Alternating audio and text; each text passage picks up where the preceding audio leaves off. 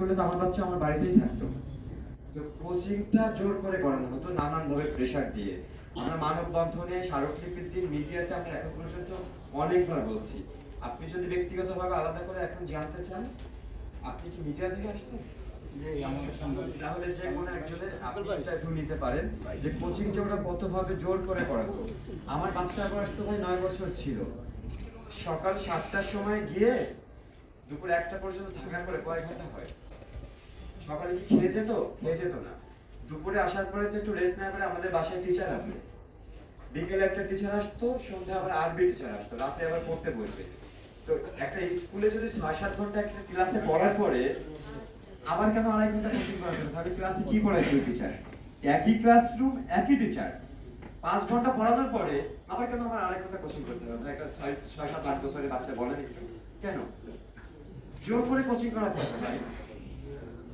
সব গার্ডিয়ানরা, আরো যারা গার্ডিয়ান আছে জিজ্ঞেস করে, তারা কোচিং না করলে আদর করে না। যেসব বাচ্চারা কোচিং না করে ওদেরকে একটু অন্য দৃষ্টিতে দেখতো, যারা কোচিং করতো ওদের আদর যত ভালো করে কথা বলতো। এই কোচিং বাণিজ্যটা তো, এই যে কোচিং এর কারণেই বাচ্চাগুলো অপেক্ষা করছিল, ডিমান্ডটা এসে পড়ছে যখন কোচিং করার জন্য অপেক্ষা করছিল বাচ্চারা, তখন এর জন্যই আমরা এই মৃত্যুর দায়টা এই মাইলস্টোনকে দিতে বলতেছি তদন্ত করাবো। আমরা তো দেওয়ার কেউ না, তদন্ত করাবো যে মাইলস্টোনকে কেন দায় দেওয়া হবে না। মাইলস্টোনকে একটা ইমার্জেন্সি গেট ছিল বের হওয়ার, আমার বাচ্চাটাকে এভাবে পেয়েছে, আমার বাচ্চা না কয়েকজন বাচ্চাকে এভাবে পেয়েছে।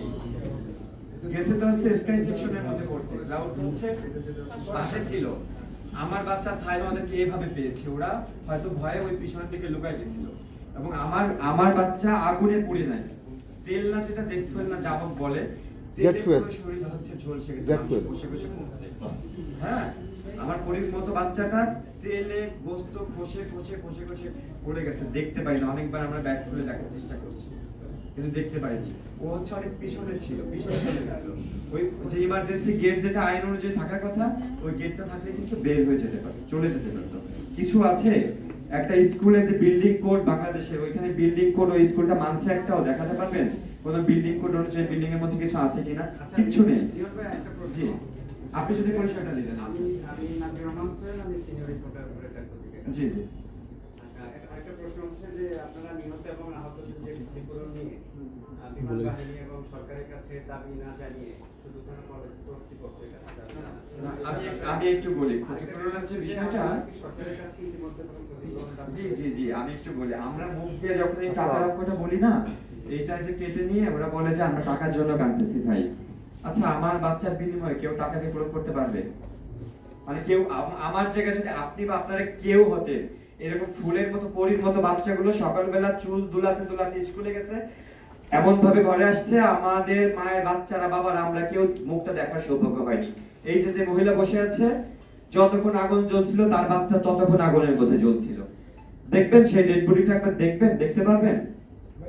দেখতে পারবেন না। তা আমরা এটার বিনিময়ে টাকা চাইতে পারবো? বলে আমরা এটার বিনিময়ে টাকা চাই, এটার বিনিময়ে আমরা টাকা চাই না।